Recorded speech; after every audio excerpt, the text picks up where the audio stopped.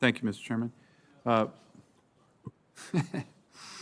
I would appreciate the witnesses being here today. You know, we had a hearing 2 days ago that had a lot of information that we received.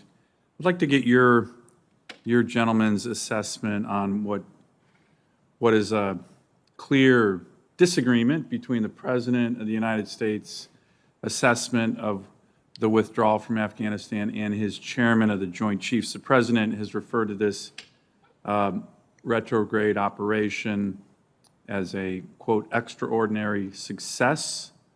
The chairman of the Joint Chiefs called it a logistical success, strategic failure.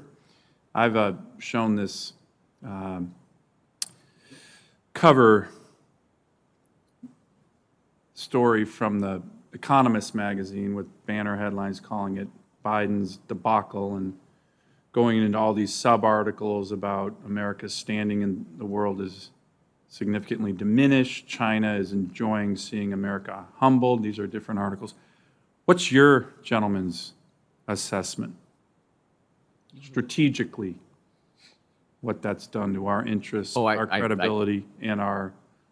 I think the whole end game, as we discussed, was a debacle. I think it's absolutely hurt American credibility, and really, I think if you're an American ally or a partner, you now have to question, how much America is going to come to your defense or stand with you. I think that those are the questions that the Chinese are asking, for example, with Taiwan right now, and with others. So I don't. I think this whole thing absolutely speaks to American weakness, and that's what I'm concerned about long run. Let me just follow up on that, and then I do want to get our other witnesses' answer to the question. You mentioned weakness. The one thing I've been mentioning to the administration, I worry, and to be quite frank, we've seen it. The Chinese are already saber-rattling with regard to Taiwan openly, right? Kind of in our face, in Taiwan's face. You can't trust the Americans. Here we come. I think other adversaries of ours, Iran, Russia, are going to be testing us, whether Iran and Israel, Russia and the Baltics. Do you agree with that? China, certainly in Taiwan, do you agree with that assessment? And my caution to the administration is better be ready, better be tough. What's your sense on that? I totally agree. I think we're going to be tested across the board in the coming months and years now. I think we've already been being tested in various ways the last several years, and even if you look at the whole period really from 9/11 on, there's been one test after another. But now I think that we're probably at one of our weakest points, I would say. Dr. Nasser? Senator, clearly the end game in Afghanistan has not been our finest moment at various stages. And I think different allies... But not an extraordinary success.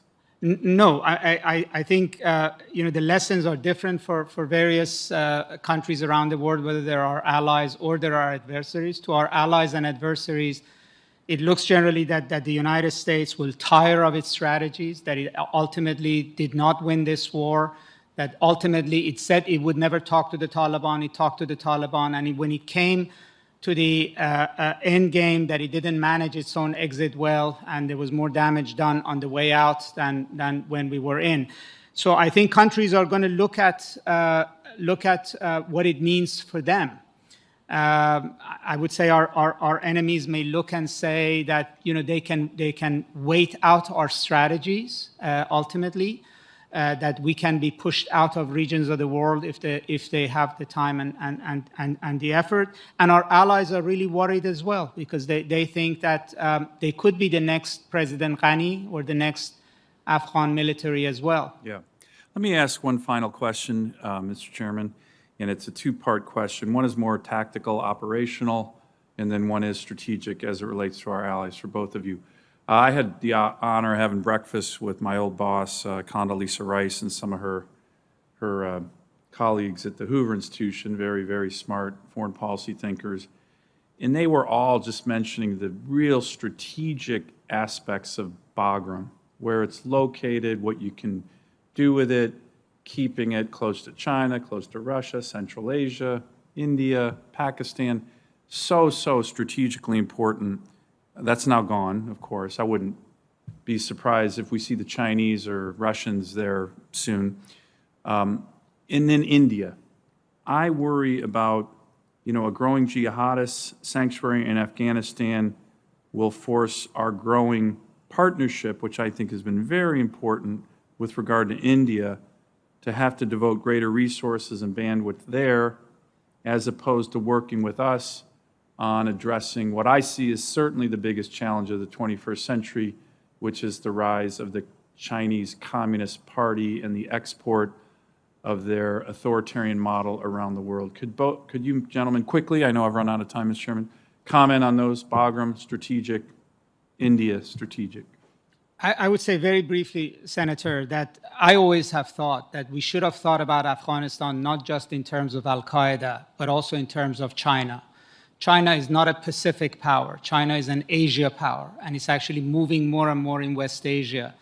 And we should have looked at Afghanistan as a way of containing China's westward move. But that Bagram would have certainly helped that.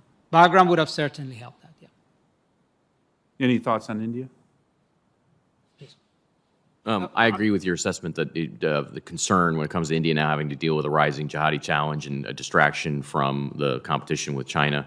I also agree with what Dr. Nasser said, that there should have been a more holistic look at Afghanistan in terms of the Chinese threat and what's going on in terms of what you're talking about, Bagram and other ways too. I would just say this: we couldn't even get the al-Qaeda part right in Afghanistan, so I can't really argue we should have done a better job when thinking about China or any of these other issues when we failed on one of our fundamental missions. And that's my main concern here, is that something that should have been narrowly defined and we have a narrow focus on that we really understand, we didn't get right. Great. Thank you, gentlemen. Thank you, Mr. Chairman.